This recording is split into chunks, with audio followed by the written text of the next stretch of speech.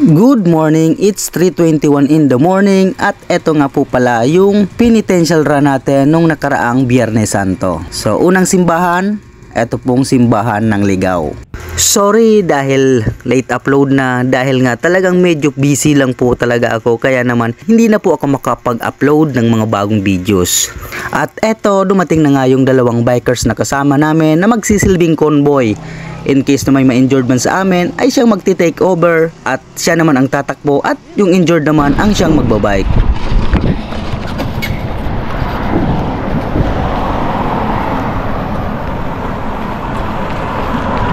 Game! At eto, narating na nga namin yung pangalawang simbahan, yung simbahan dito sa Kawa-Kawa. Ang problema nga lang ay nakalak pa dahil nga madilim at napakaaga pa naman. At dito ay medyo hirap na yung isang runner natin, si Rio, dahil nga first time niyang tumakbo at naparami pa yung inom nung gabi. Wala, sumuko si Yoyo. At dito nga ay narating na ulit namin yung pangatlong simbahan, yung simbahan dito sa Batang, Ligaw City. Ayan. At ganun pa rin, nakalak pa rin dahil nga madilim pa at maaga pa.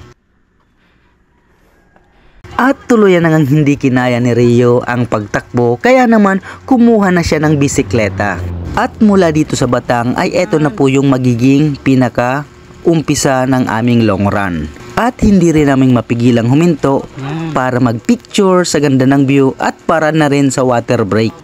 At mula sa simbahan ng Batang, Ligaw City ay tumakbo nga kami ng 7 kilometers bago namin narating etong simbahan ng Balugo, Uwas Albay. Mara pwede bukas. Pwede di CR, gusto mo mag-CR? May CR di.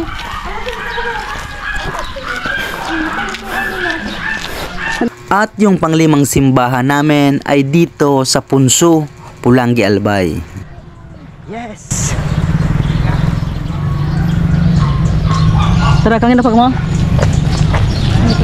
At mula naman dito sa Punso, ang isusunod naming simbahan ay yung simbahan ng Pulangi, Albay. So dito, paglabas nga namin ng sentro, ay nakipagpalitan na nga muna sa akin si Rio dahil naaawa na raw siya sa akin. So trip niya sigurong tumakbo at ako naman yung kanyang pinabisikleta.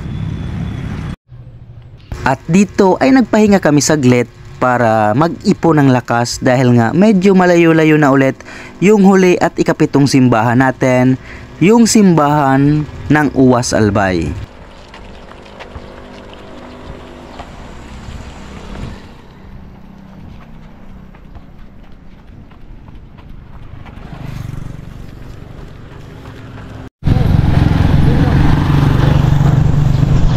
Okay, last church.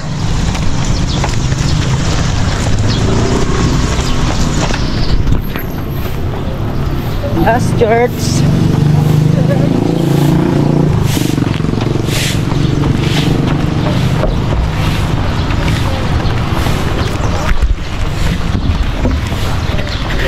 Okay, last church na po.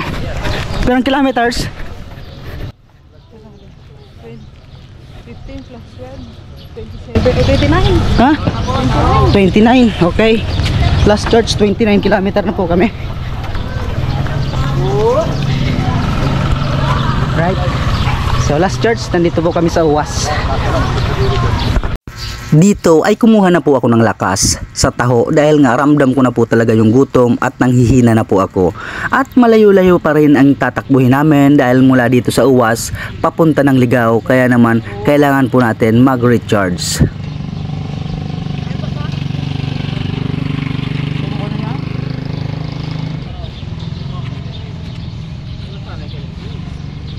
At 9:30 AM na po kami nakauwi dito sa Ligaw City. Ilang kilometers na? 33. 33, okay. 33 kilometers. Ayan. Nakauwi na po kami 33 kilometers. Sulit.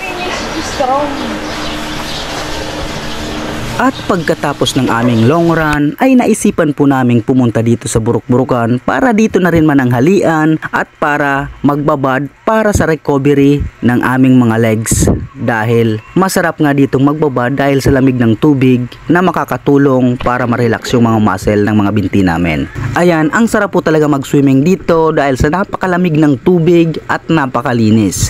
So perfect na perfect ngayong summer. Okay, thanks for watching. Kita-kits na lang sa mga susunod ko pang video. Bye-bye!